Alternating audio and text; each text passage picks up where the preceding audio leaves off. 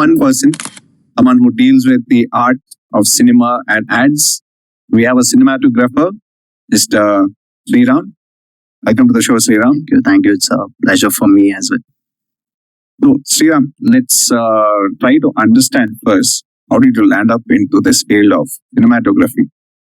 So basically, I was an engineering student. So like a typical South Indian, I studied engineering, but I figured out engineering was not my cup of tea. During my college days, from my childhood, I was little more passionate towards photographies, taking photos and other things. So over a period of time in college days, I started doing photography as my side hustle. I didn't own a camera back then, so back then it was just mobile cameras. That was a big deal. Mobile cameras photography was a big deal back then. So I started doing mobile photographies, and then side hustle as a photographer for my friends of friends. So it started like that. Then I would call it a good luck for me, but COVID was happening at that time, so I haven't graduated. So I was stuck in that period of 2020. So it was difficult finding jobs. So I was into digital marketing back then. Yeah. So because obviously engineering wasn't the cup of my tea. So digital marketing, I was trying for companies to crack any digital marketing companies. So there was one company where they had an opening for some digital marketing designation, but they also had opening for product photography. So there was a client. They were a client of Amazon Europe. So luckily they just asked me, "What's your passion? Like, tell me about yourself." I told them about my photography stories, side hustle passions. I showed my work. Then they were like, "Can you come in as a photographer?" Then, right? So, the typical South Indian family is you either become an engineer or a doctor. Yeah. Okay. So the biggest challenge is convincing your parents that I don't want to become either of this. So tell us, how did you manage to convince your parents that I don't want to become an engineer? I need to go to photography. Because they could clearly see it in my marks. That was one thing. But still, it was it was difficult to convince them, like proper conventional family. So they thought it was a sin, like going like, what is photo shoot? Is this a job or something? So, but still, it's quite difficult. But I had my support of my friends and brother and my sister-in-law, so not a big deal. So after joining this firm, like how long was it before you got your first project? I was working as a full-time. Actually, I got into first. Initially, I was working as a product photographer for Amazon. Okay. So it's nothing but products. You have to deal with products like 20, 30, 50 products per day. So the whole day I'll be standing. So it's nothing but a white sheet, and it's like that white background images. So it was that. Over a point of time, I had my learnings in still, but over a point of time, it was saturating.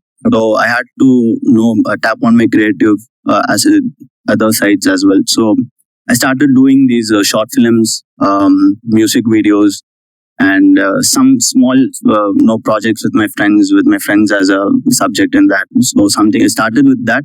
Then I wanted to learn more about cinematography. How like photography is just stills, and cinematography is more like you're making a short film out of stills. So I started learning cinematography. Then the same company. I shifted into that videography team. So there it was like another span of 6-7 months. Almost I spent around 2 years in the same company. Still those 2 years I was kept exploring my own interest and creative aspects. And then I finally moved to Bangalore looking for an opportunity, and I'm working as a cinematographer. That's a great journey actually, because not everyone has that freedom where they can explore their creative side. So in terms of learning, like how did you learn about the cinematography part? Like, did you go through YouTube, or was there any course which you attended? There wasn't any course. Yeah, I did obviously some small time, like 1 month, 2 month courses. But that wasn't much helpful, but still that gave me a push. During my days, 2016s, 2018s, YouTube was booming back then. So YouTube, I obviously learned a lot through YouTube, and movies are everything that you can learn from if you're into photography and cinematography. Watched a lot of movies like. Um, I tried to crack like how do they how could have they executed the scene or this shot. But that helped me a lot. Like you have to process yourself in the art. That's it. Any particular movie that inspired you a lot that I have to recreate this shot? Not recreating, because recreating is a big stuff for me because I came from an engineering background. I've nowhere ended up as a cinematographer with the camera. Because recreating wasn't recreating is a big stuff because those are movies, those are done in a large scale and you need a lot of equipments, lot of resources for it. But still few images, photographs, I tried to recreate posters, movie posters, through editing, Photoshop, so all this. I think few films, there's a film called bad with names, Walter Mitty, some life of Walter Mitty. And Tarantino films, great director's film. So initially, you just have to be consistent. So anyone who's starting out, I would suggest them to work on their basics because basics. If you master the basics, then you can execute anything. And see anything is the right now. And I feel make the resources useful and getting a fresh project. If it's your first project, and try to sell yourself. Try to sell yourself first, rather than selling your photos or videos. Try to because it is a service based work, and your service is to the client, the other person who's buying your stuff. So it is always that important to sell yourself, and then your quality of work, and then whatever you do with your work. So yeah. See, wedding photography has become something which everyone wants to become a wedding photographer, mainly because of the monetary gain. Yeah. So, I mean, like everyone has to get married at some point of time. So that is always available market. Whereas cinematography, it's more of a niche where very few people can get selected, and you have very few agencies which are hiring. You can't just go and be like, today I'll take a photo of this product. So it's not that easy. So in terms of the work line, did you ever think that, if I'm not making much, should I switch to becoming a wedding photographer? Wedding photography. Okay. To be honest, I was doing wedding photography. It is during initial stages. Wedding photography helps you a lot in improving your work because it is all about being there at the moment. Okay. So for me, it has personally helped me not become technically strong, to know what you're having. It might be just a basic camera, but I have to give a best shot that whatever I can give. But yeah, wedding photography, if you do it in a bigger scale, and the kind of market they have right now out there is huge. But to be in the game, you have to keep the consistency going, and also the quality of work that you give should be tremendous. If you're doing that, then you can survive as a wedding photographer. Now, in terms of cinematography, when you're taking ads, of course, you get to meet a lot of celebrities. So how has that experience been when compared to, taking wedding photography? How easy is it to, explain your creativity to the person in frame? So can you just explain about that? Celebrity it's nice. It's not like it's amazing. Obviously, the person who you have seen and enjoyed in the screens, if you see them in person, it's a different feel. But still, it's a profession at the end of the day. So I'll have to be in my own zone, keep my lines towards myself, and I've kept my professionalism towards myself. It's not like I'll have a chit chat with them and have a cup of tea. It's like I'll have a word with them, if it's in terms of work or posing or anything. And it's a good. So there's a lot of scope in terms of drone shots. So in Instagram, there's a huge niche where a lot of these people go uphill or take their drones, go beaches, forest, and stuff. So have you ever thought about exploring that part? Drones. Drones haven't personally tried it out yet because drones are, again, to be honest, drones are a little expensive. So from where I came from, drones were something that I have to look beyond my imagination or beyond my limit.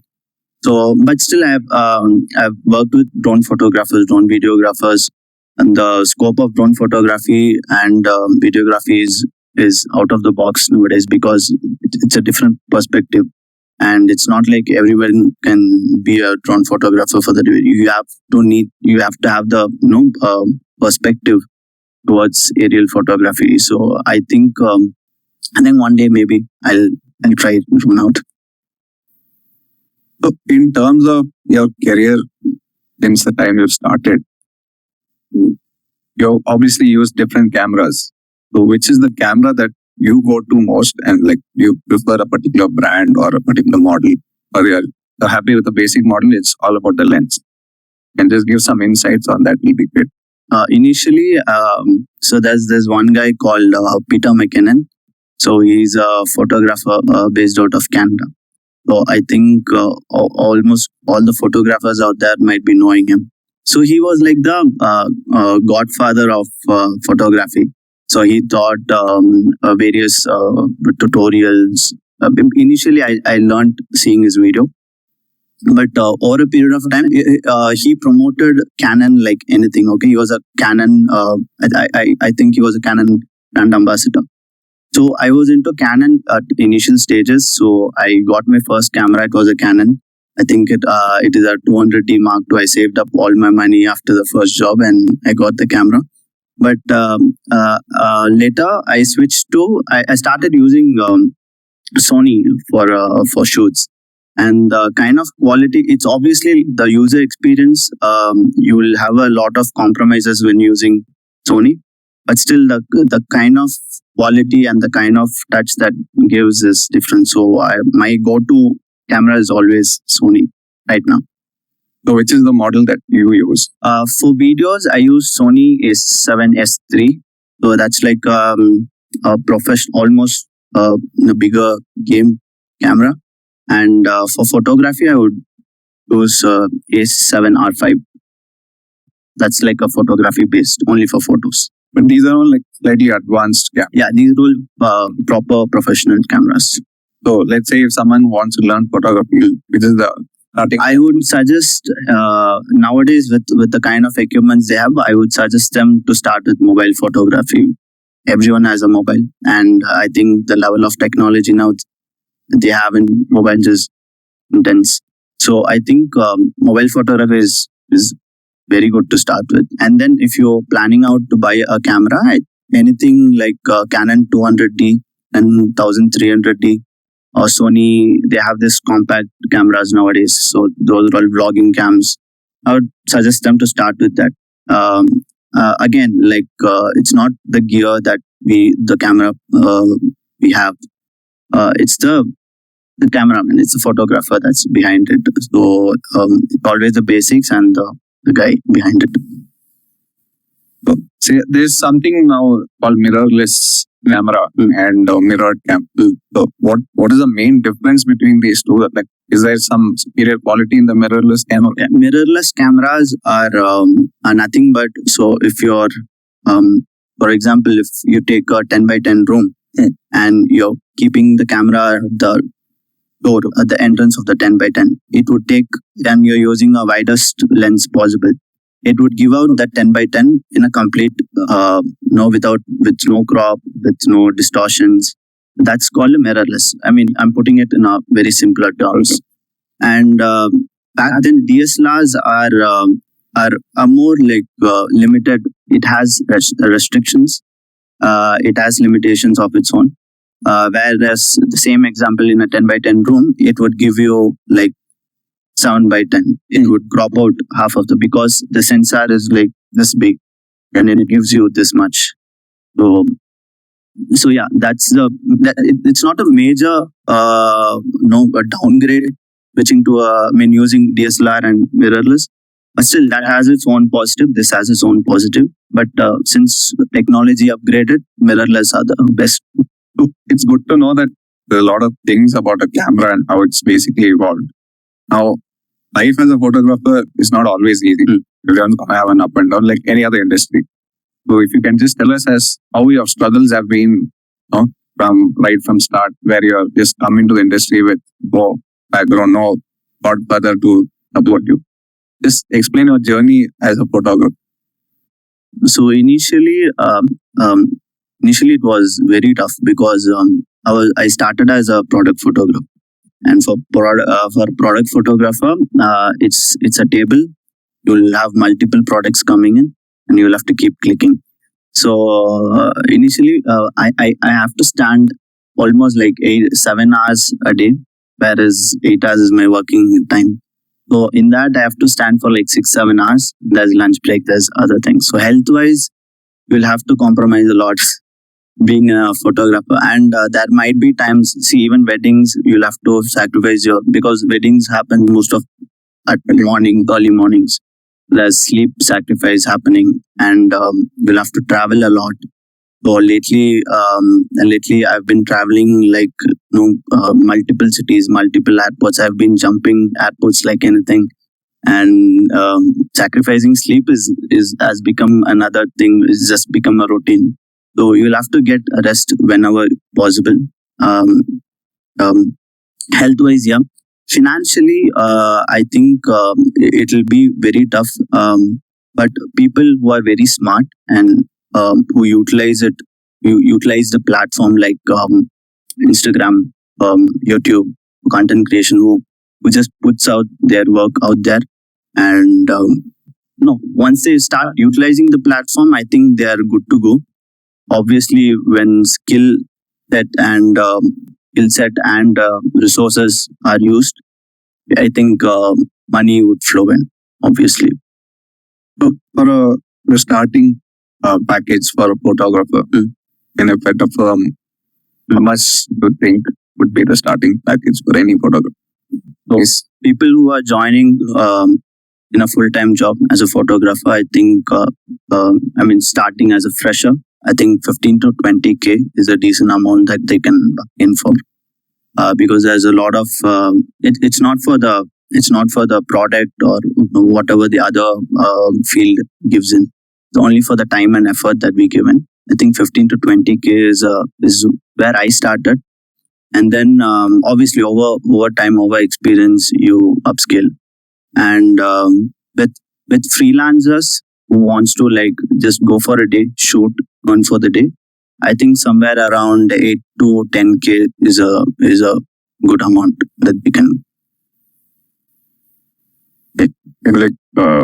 It's more than a yes. Yeah, obviously, but over experience, it goes up. Because the thing is, see, in dental, there is some sort of photography where we have to do presentation and based on before after picture. I think you guys have to use flash photography. Yes. So we have more of doing flash, twin flash, stop box, all those stuff like that. So for us, light is very important. But I don't know how is it for you, because when a product is indoors, obviously you need the lights. So if you can tell like what is the ideal lighting for a dentist, at least it'll be easy for me. No, lighting is everything. Lighting is an ocean. For me, I consider lighting as an ocean. If you go in search of it, you'll have to keep going. So I think it is an infinite skill that you can never master. I don't consider master of lighting one. So like you keep learning when you search about lighting, and there's a lot of there's flash photography, there's continuous lighting in terms of video, and there's ambient lighting, there's natural lighting, and there's type of lighting, there's split lighting. You can go on. So all these years that you have worked, because there would have been certain good moments and some bad moments. You can summarize your best and your worst moment as a photographer. Best, I wouldn't call best moment, but there are some projects that I'm very proud of. I've shot multiple celebrities, multiple entrepreneurs, big shots. So all those moments, not like best moments, yeah, proudly cherishable. And worst moments are, well, you obviously learn from your mistakes. So there was a point I forgot to press the record button, and once the shoot was done, I started recording. So that's an ultimate nightmare of a photographer and videographer. So yeah, that has happened. I haven't. I used to like keep the subject out of focus, and yeah, multiple. I haven't. I would not format the card. Sometimes I would format the card with all the data. And so there has been a lot of issues. So when all this happened, like how was the client response? Obviously, obviously, I was literally kicked out. But since I was working under someone, and personally, I wouldn't know about my own projects. I would be very cautious about it. But yeah, but I have got many hearings from others. Now you're working for an agency, right? So how is the competition in terms of product photography, cinematography? Is there like a saturation where if you're not up to your mark, someone is always going to replace? Or how does the industry work? Okay. Industry right now is very much overpopulated, I would say, because people are coming in, having a camera into the industry like every day. Multiple people are trying to enter the industry, and there are multiple people. So it is. I would say that now if you have a much resourceful parents, or if you have the capability to buy a expensive camera, you're a photographer. So it's not like you worked for 4 years and through the experience you've become a photographer. You own a camera, so you're a photographer. So for me, it is always at the end of the day, it's the passion that you have for what you're working for. And if you struggle, and if you have seen all those ups and downs that you face throughout whatever run you have gone, I think end of the day you can make it out in the industry. But still, there's not like, it's not like 100% you can be successful person. There are people who quit every day, figuring out that this is not my field, or this is not my cup of tea. That's what you have to be consistent, and you have to keep your mark in the industry always. It's actually interesting because everyone thinks that the grass is always greener on the other side, and they feel like when they see a successful photographer, they think like, I should have done photography, the easy money. They don't think about how the person has reached to that level. That is very similar to even dentist as well. Because when we start off, we always think that he is our goal to reach. He's driving this so and so car, or he has this job. Well, I think it'll be easy for us as well. But once you fall into the thing, you realize like that is not the ball game. So struggles are there in every field, but yeah, it's good to know that it is uniform, and saturation is thing where in every industry. In terms of support from your friends and family, like what kind of support did they give you? Monetary support, or connections, or work support? Like what kind of? Friends and family always has been there from my side. But no, there's always a skeptical thought of like, are you for real? Like, do you see a life out of this profession? Convincing them is one thing, and you have to be sure of yourself first. And I think, and then obviously emotional support, if they're your friends, and if they're your family, obviously they'll support you at one point to make them understand. It was a little tough for me. I mean, it was a little it was a longer process for me to explain them how's the future in this, and how would I excel in this. And then over a period of time, they just got to know. So, how does a photographer get new clients? Like, how does a network build? That's like the money question for everyone. So it's like there's multiple resources nowadays. You can either get it from your client, people who are around you, networking, and there are multiple platforms for it. LinkedIn, Crease, other stuff as well. And I think the best I would recommend is just staying in the network and keep the contacts, keep the network circle, make it bigger, make the circle bigger, so that obviously you'll stay in the game. And utilize every. So there was one incident where it was just some random post on Instagram or Facebook back then. It's Facebook, and it was just looking for photographers. It had that quote like is it that saying, looking for photographers, contact this number. I had no idea what it was, and I got to contact those that person, and I came to know that it was nothing but a photo shoot of a for old age homes. So it was not paid. It was absolutely it was just for a charity purpose. I thought, okay, what's the point of taking? But I took up that gig, and it turned out to be most memorable one for me, because the kind of emotions and kind of frames that I had that day was different. So I think grab every opportunity possible. Don't lose any opportunities. Don't lose any wherever you can. Which was one of the worst clients or the most irritating client you had?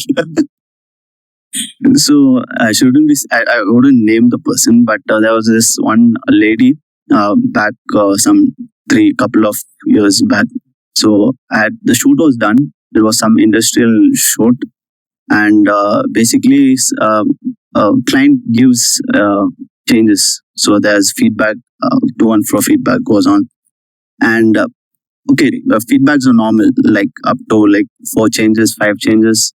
And this went up to like 20, 30 and 40, and it took around like a week just to work on that. And kind of I still she has to pay me some spending, so I don't want to get it. The changes as in basically the edit part. Edit part. You're like, no, I don't want this. Yeah. People don't understand, like, there are most crucial things in post production, and it's just that they think editing is just like making the tweaks in colors and just putting some filter on. The whole essence of the video was music, because people know music is where people cut. Correct. So she wanted change of music for every like 10 or 15 seconds. So couldn't help it. So in a project, like when you're shooting an ad, what is the level of involvement of a cinematographer? Like, what percentage of the shoot do you command, or is it the director who decides everything? Like, no, I want it this way, just get done with it.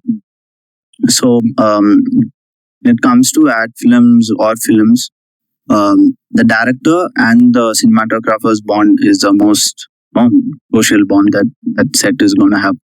So it is that one bond that conveys the whole story, and it has to be on point, because wherever if there's a miscommunication, there might be a situation where you don't get the shot or not how you want it.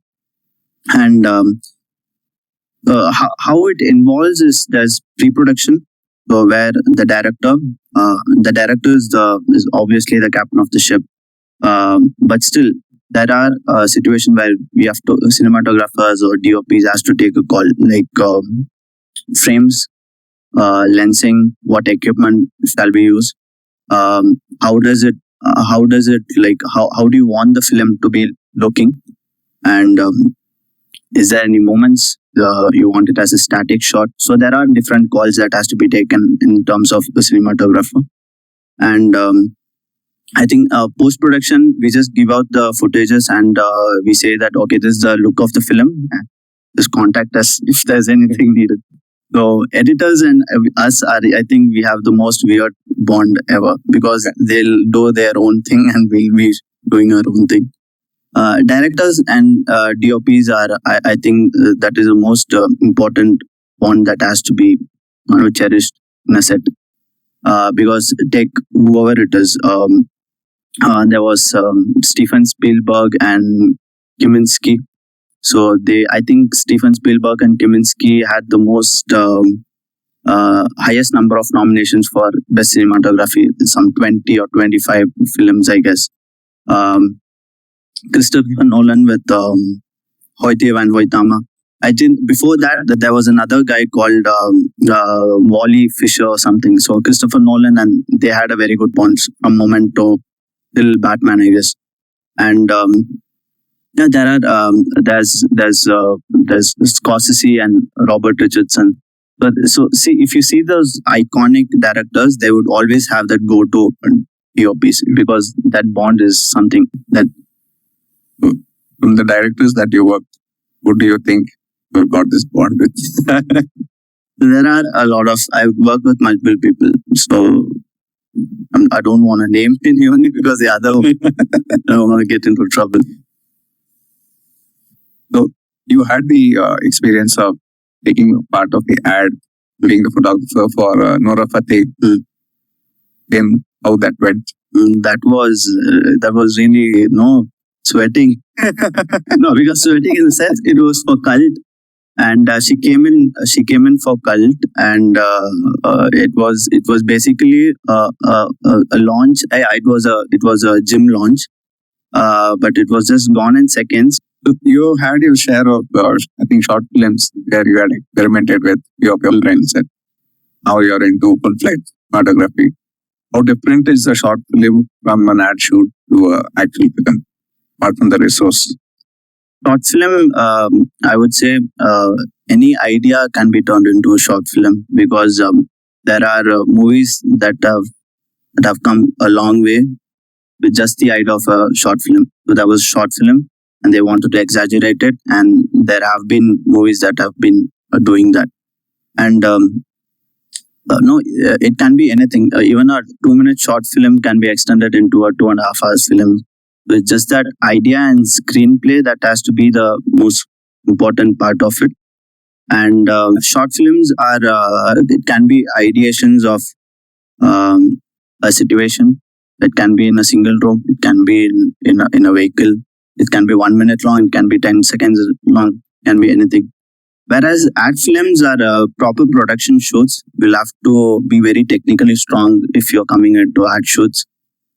Because all it involves is selling a product or selling a service, whatever, and that goes into the market for their service. And in that position, you'll have to be best of what you can give and in a best quality possible.